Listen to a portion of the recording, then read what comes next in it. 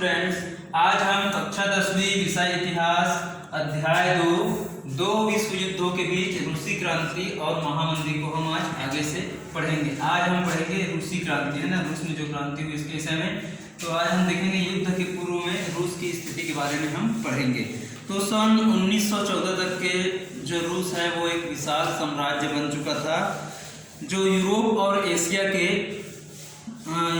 Asia महाद्वीप के, है ना, बीच में फैला हुआ था जो रूस है वो। और 1914 तक ये क्या है, एक विशाल साम्राज्य बन चुका था। तो इसमें अनगिनत भाषा, है ना, धर्म, जातिता के लोग अलग अलग भागों में रहते थे। विभिन्न भाषा के, विभिन्न जाति के लोग, है ना, अलग अलग धर्मों को मानने वाले लोग यहाँ के विभिन्न भागों में रहते थे, जिन पर रूसी शासकों की हुकूमत चलती थी। तो इस साम्राज्य में जो सत्ता है ना, जो रूसी साम्राज्य में सत्ता वो अभिजात्य भूस्वामियों के हाथों में थी, है ना।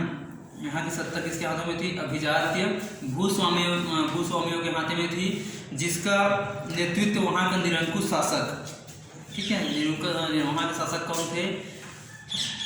जार निकोलस थे, ठीक है, निरंकुश शासक थे जार निकोलस, उनके हाथों में थी। तो वह जो जार निकोलस था वो था रोमानोव वंश का था, ठीक है, इसका वंश था रोमानोव वंश का था। तो साम्राज्य के अधिकांश जो अधिकारी थे वे भूस्वामी ही थे, ठीक है। तो सन 1861 तक के रूस में कृषकों को अर्धदास, है ना, सन 1861 तक वहाँ रूस में कृषकों को अर्धदास के रूप में रखा गया था, ठीक है, जिसको सर्प भी कहते हैं, सर्प।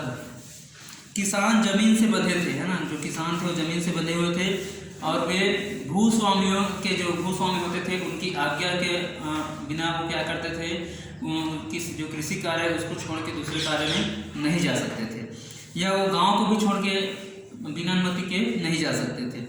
जब भूस्वामी अपनी जमीन किसी को बेचता था या देता था, तब जमीन के साथ किसानों को भी हस्तांतरित कर दिया जाता है ना। हस्तांतरित करना है, जो भूमि को बेचते थे तो उस भूमि को, जो भूमि पर जो कार्य करने वाले कृषक होते थे उनको भूमि के साथ दे दिया जाता था, है ना।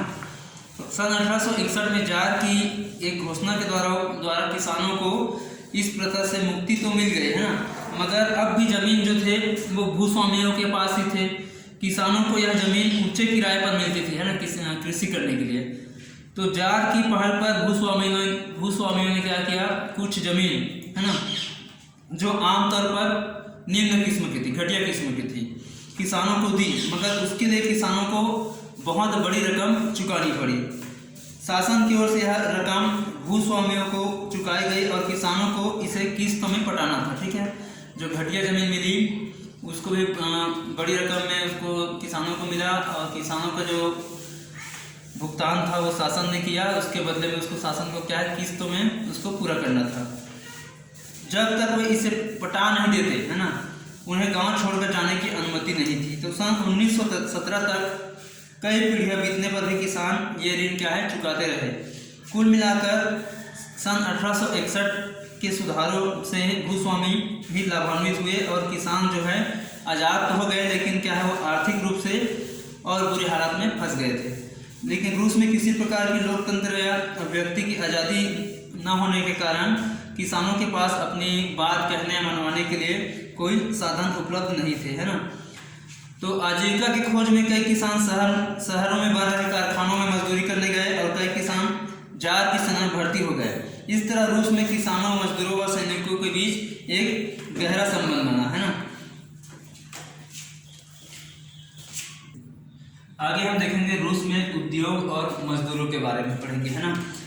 तो 1880 के बाद रूसी शासक आधुनिक उद्योग के महत्व जो है इसको समझने लगे, क्योंकि वे अपनी सेना के लिए आधुनिक हथियार और रेल मार्ग चाहते थे, जो बड़े कारखानों में ही बनते थे। अतः जार शाही राज्य ने रूस में उद्योगों को लगाने की पहल की। रूस में भी उद्योग लगाया जाए, इसके लिए उन्होंने प्रयास किया।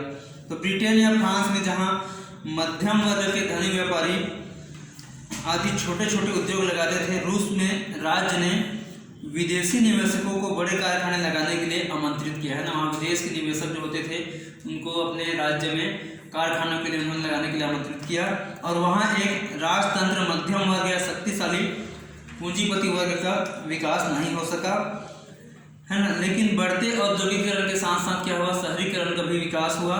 यहाँ बड़ी संख्या में औद्योगिक मजदूर जो है, उद्योग में काम करने वाले मजदूर है, वे आकर रहने लगे, बसने लगे, जिन्हें बहुत ही कम वेतन पर दयनीय हालातों पर है ना अपना गुजारा करना पड़ता था।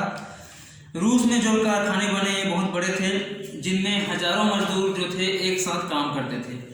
इस कारण मजदूरों में आपस में संगठन बनाने और अपनी मांगों को एक साथ है ना लड़ने की और अपनी मांग को मनवाने की इनमें क्या हुई, क्षमता बनी। ज़्यादातर मजदूर गांव के किसान परिवारों से थे और इस कारण गांव की समस्याओं से वे गहरे रूप से क्या है, जुड़े हुए थे। तो ठीक है डियर स्टूडेंट्स, नेक्स्ट वीडियो में हम आगे का अध्याय पढ़ेंगे। Thank you.